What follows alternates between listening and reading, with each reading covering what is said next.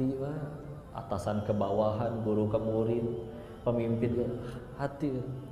Kok ilmu penting ilmu, ya. Tapi pernah ngelihat orang bicara pakai ilmu, nggak pakai kasih sayang. Di lampu merah waktu itu lagi di Surabaya, ada bapak-bapak di lampu merah, nunggu lampu merah sambil nahan panas. Di belakang ada yang telat ngerem, kesenggol lah spakbornya ya, bukan jidatnya, ya. Kesenggol, yang kesenggol balik badan, marah, ngegebrak motor yang di belakang. Heh, sabar dong, innallaha ma'as-sabirin tahu. Betul gak ayatnya? Al-Baqarah 153 itu. Tapi karena cuman adanya amarah, tidak ada kasih sayang, berantem yang ada di situ. Ilmu penting demi Allah biar gak ngalor ngidul. Tapi ya gitulah, Nabi sayang kepada mereka, tujuannya menyucikan jiwa mereka. Sisanya mereka yang nanti ngikut. Ya, nggak sekedar bicara bikin pinter banget. Ya, terakhir penutup, mumpung tadi ngomongin Umar, dan tahun depan kayaknya bakal rame-rame masalah pemerintahan, ya. Dan suatu ketika Umar bin Khattab mendapat kunjungan dari salah seorang gubernurnya. Sama ini dikala beliau jadi Amirul Mukminin, ya. Lalu ya namanya sowan kepada pemimpin, ya oleh-oleh bawalah kue. Ketika dicicipin, baru dia satu kali gigit, kuenya enak. Langsung ngerasa nggak enak Umar bin Khattab radhiyallahu anhu. Ditanya, kue seenak ini di negeri kamu semua orang bisa makan nggak?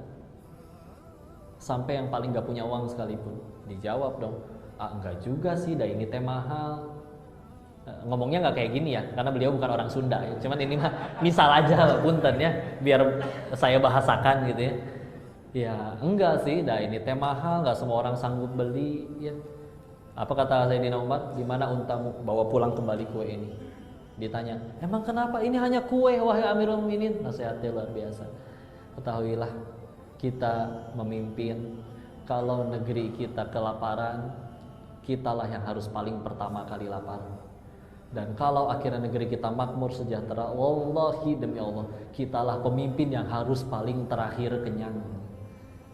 Ya apa kabar kalau misalnya rakyatnya kelaparan, ininya malah kenyang buncit sendiri, naudzubillah, ya. Nah gitulah, ketika mereka memerintah dengan hati, itu yang terjadi. Abu Bakar As-Siddiq ketika diangkat jadi pemimpin, minta tolong kepada para sahabat, boleh gak saya masih sambil dagang, saya punya anak cucu. Ya tuh nggak mungkin ngurus negara sambil jualan di pasar, ya. Akhirnya ya udah dapat gaji nanti. Apa yang didapat oleh Abu Bakar As-Siddiq radhiyallahu anhu? Gajinya adalah sehari setengah ekor kambing. Jadi kalau sehari 2 hari dapat 1 ekor kambing beliau itu. Diterima, memang diterima.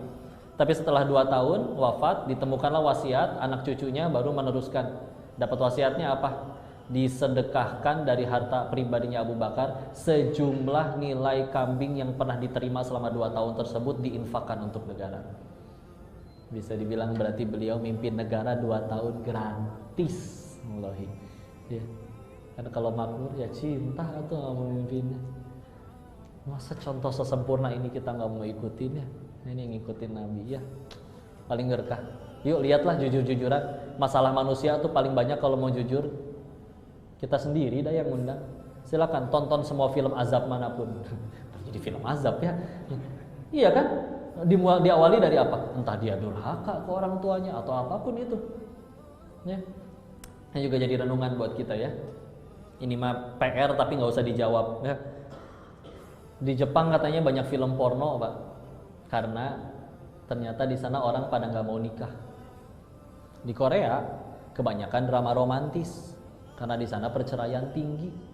Jadi dibikin nikah tuh indah banget. Kalau di Indonesia, kenapa banyaknya film azab ya? Wallahu bisawab. Saya waktunya mentok ya. Saya mohon maaf sekali lagi atas kelambatannya. Mudah-mudahan ada manfaat yang bisa dipetik dan kita bisa ngaji bareng lagi.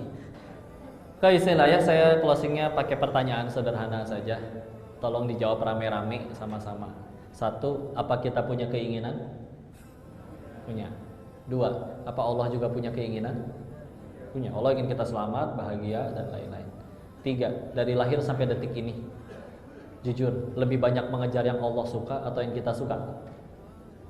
Yang kita suka. Terus sejauh ini udah ngejar yang kita suka terus, bahkan sebagian cita-cita kita udah tercapai. Kenapa masih sulit bahagia? Sedangkan ada orang yang udah lebih sering mengejar yang Allah suka daripada yang dirinya suka. Dirinya dizolimi kayak diapain, tetap bisa lebih mudah bahagia. Maka harus berapa kali patah hati, sedih dan kecewa lagi, baru kita sadar bahwa bahagia itu bukan pada apa yang kita suka, tapi pada apa yang Allah suka. Ya. Mudah-mudahan ada manfaat yang bisa dipetik. Tolong koreksi diri ini jika ada kesalahan, karena seluruhnya datang dari kebodohan diri ini. Tolong dimaafkan dan dinasihati. Jika ada kebaikan pasti dari Allah dan kita bersyukur kepadanya. Nanti ditutup, Ustaz. Wabillahi taufiq wal hidayah. Assalamualaikum warahmatullahi wabarakatuh.